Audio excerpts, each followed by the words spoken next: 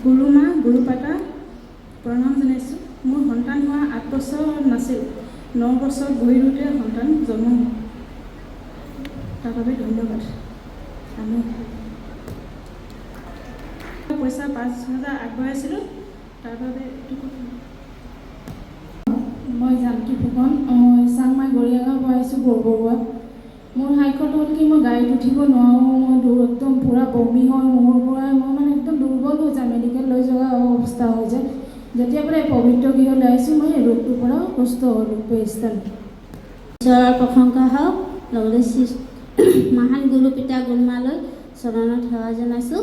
মোৰ 2 মাহৰ পৰা দাঁতৰ বিষ আছিলে, পূৰা চিকিৎসা কৰিলোঁ কিন্তু ভাল নহ'ল। ইয়াত আহি যোৱা সপ্তাহত মই আহিলোঁ লগৰ প্ৰাৰ্থনা দিবলৈ, তাৰ পৰা ভাল হ'ল। Praise the lord. মোৰ নাম শ্ৰীমতী ৰাণু চাংমাই, মই চাচনি মণ্ডলীৰ পৰা আহিছোঁ। প্ৰভুৰ ওচৰত মই প্ৰথমে এটি পাপ স্বীকাৰ কৰিম। যেতিয়া আমি যিবোৰ বস্তু আমি প্ৰভুৰ ওচৰলৈ যেতিয়া আমাক গ্ৰহণ কৰিলে প্ৰভু, আমি প্ৰভুৰ বিপৰীতে আমি একো অখাদ্য আমি খাব নালাগিছে। কিন্তু প্ৰভু মই বহুত ভুল কৰিলোঁ। আমি জগতৰ যি দান দক্ষিণা পায়সে এটা বস্তু কুৰ্মী, সেয়া মাংস আমি খাই দিলোঁ। আমি ভবাই নাছিলোঁ, পিছদিনা খোৱাৰ পিছদিনাখনি ৰাতিপুৱাতে মোৰ স্বামী পেৰালাইচিছ হৈ গ'ল। আৰু তেতিয়া আমি একমাত্ৰ ঈশ্বৰকেই ধ্যান কৰিলোঁ, সেয়ে তেওঁ পেৰালাইচিছটো নৰ্মেল কৰি দিলে প্ৰভু। আৰু প্ৰভু সদায় আমি ঈশ্বৰকেই ধ্যান কৰি থাকোঁ আৰু তেওঁ মেডিকেলৰ ট্ৰিটমেণ্ট কৰি থকা হৈছে। ঈশ্বৰক প্ৰথমে সাক্ষ্য লৈ আমি মেডিকেলৰ ট্ৰিটমেণ্ট কৰিছোঁ। আৰু মোৰ মানুহজনৰ মেণ্টেলটো বেয়া হৈ গৈছিলে। আৰু মহান গুৰুজনাই যেতিয়া তেওঁ খবৰ ল'লে যে চাচনি মানুহজনৰ কেনেকুৱা হৈছে, কি হ'ল, এনেকৈ যিদিনাখনে খবৰ লয় সেইদিনাখনৰ পৰাই তেওঁ শৰীৰটো লাহে লাহে সুস্থ হৈ আহিবলৈ ধৰে।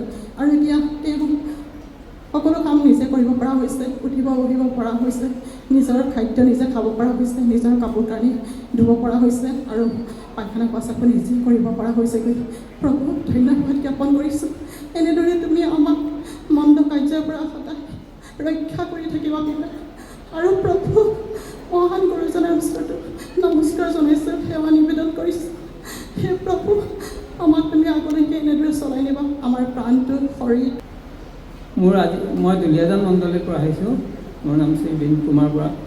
মোৰ 10 বছৰমানৰ পৰা গেষ্ট্ৰিক হৈ আছিলে, আৰু অৱশেষত 2024 চনত এপেণ্ডিচাইটিছ হ'ল, আৰু একেবাৰে বহুত বেছি হৈ গ'ল, ভিতৰতে মানে ব্লাষ্ট হৈ গ'ল।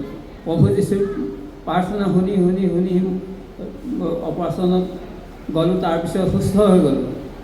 ঠিক তেনেকৈ 2025 চনতো কি হ'ল, হয়তো মোৰ কিছু ভুল হৈ গ'ল, যিমতে চলিব লাগিছিল চলিব নোৱাৰিলোঁ। প্ৰভুৰ মতে আকৌ মোৰ পেটত খাদ্যনলী আছে, খাদ্যনলীটো ব্লক হৈ গ'ল, শৌচ নোহোৱা হৈ গ'ল।